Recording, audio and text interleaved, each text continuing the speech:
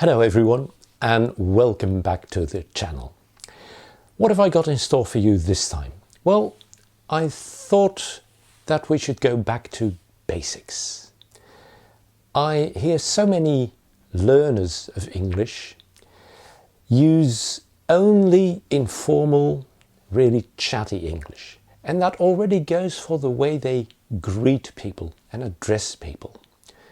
Usually that amounts to not much more than hi or hello, hey. They're all just very informal, and there's nothing wrong with them if you're addressing friends. However, if you want to lift up your English a bit, go away from that very informal and chatty register, then you can do that in a very easy way. How about, instead of just starting with hello, starting with something like good morning, good afternoon, good evening, depending on the time of the day. Immediately that makes your English much less informal. And if you then even add a name, then you really are much more polite, much less informal. For instance, good morning, Mrs. Patterson. Good afternoon, Mr. Eccles. Immediately, those people will feel that they have been addressed with proper respect. You could also address someone a bit more politely without using a last name. Good morning, sir. Good afternoon, madam. Even though with madam you have to watch it a bit. There are plenty of people who don't like it because it really sounds a bit maybe too formal. You can do nothing wrong when after good morning, good afternoon, whatever, you add a title. Good evening, doctor. Good morning, professor. Good afternoon, officer. Good morning, Madam Mayor. Many people do have a kind of title that you can use. Now, when I said good morning, sir, that is a general way of addressing a man.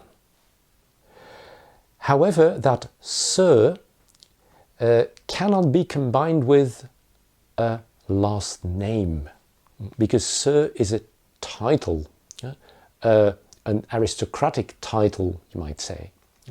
So you can't say good morning, Sir Eccles. No.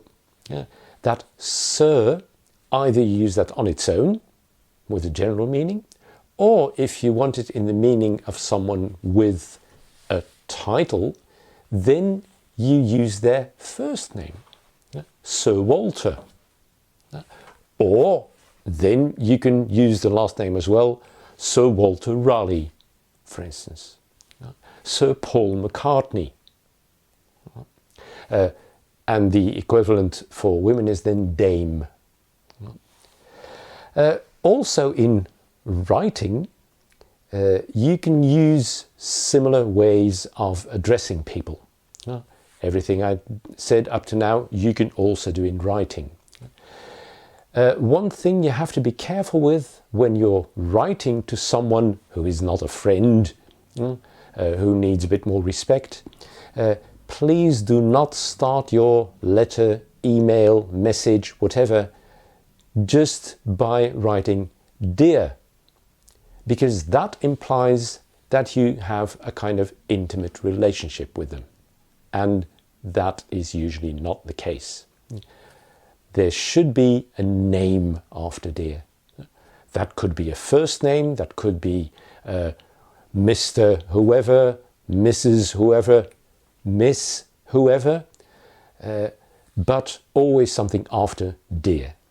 Now, when I was talking about Miss or Mrs., a fair few people nowadays do not like to use the term, either of these two terms, Mrs. or Miss, because it implies that yeah, it's important whether they're married or not.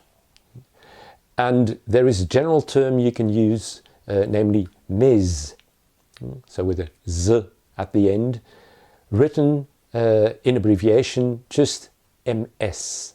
Yeah? And that would be enough then for addressing any female. I hope you found all of this interesting. If you did, give me a like.